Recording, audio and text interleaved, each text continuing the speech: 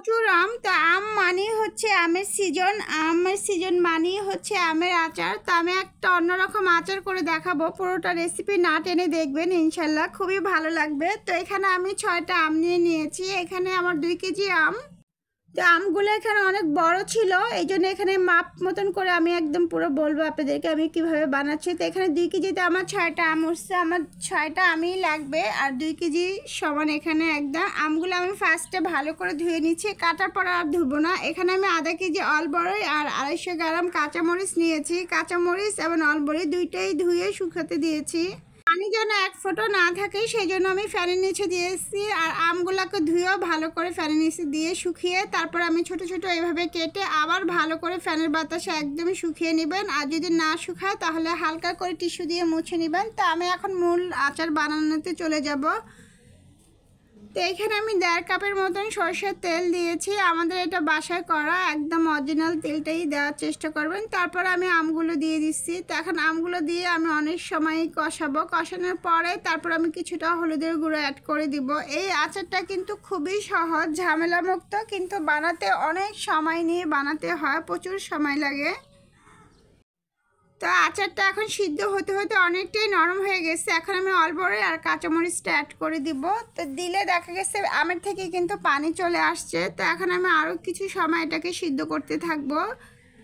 আর অবশ্যই এই ধরনের ননস্টিক ফ্রাই প্যানেই বানানোর চেষ্টা করবেন, তাহলে আচারগুলো আর ভিতরে লাগবে না। এখানে আমি 2 কাপ সিরকা অ্যাড করে দিলাম।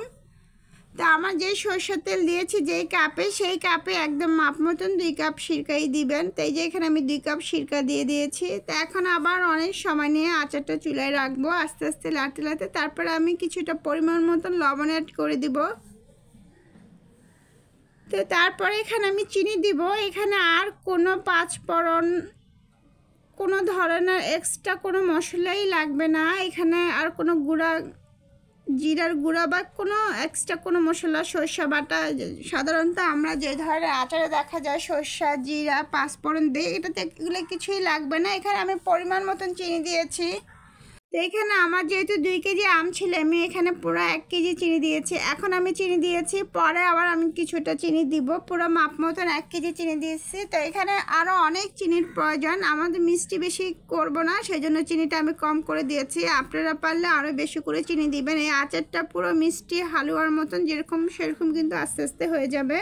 তো এখন দেখেন পুরো একটা হলুদ কালার চলে আসছে। তো আস্তে আস্তে এই আচারটা একদমই কমে যাবে, যখন কমে যাবে এটা কালারটা কিন্তু অটোমেটিকই চেঞ্জ হয়ে যাবে। তো এখন কাঁচামরিচের কিন্তু অন্যরকম একটা ফ্লেভার, সবাই কম বেশি জানেন। তো এটা আচারটা বানাতে কমপক্ষে 3-4 ঘন্টা লাগে, কারণ এটা অনেক শুকাতে হবে একদম। তো দেখেন আস্তে আস্তে কালারটা কিন্তু আমার চেঞ্জ হয়ে গেছে, অন্যরকম একটা কালার চলে আসছে।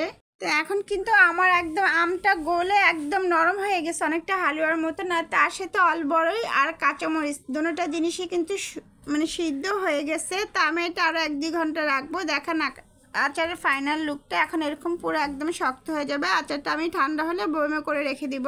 তো ভালো লাগলে অবশ্যই শেয়ার করে রেখে দিবেন। আবার নতুন কোনো রেসিপি নিয়ে আসবো। আল্লাহ।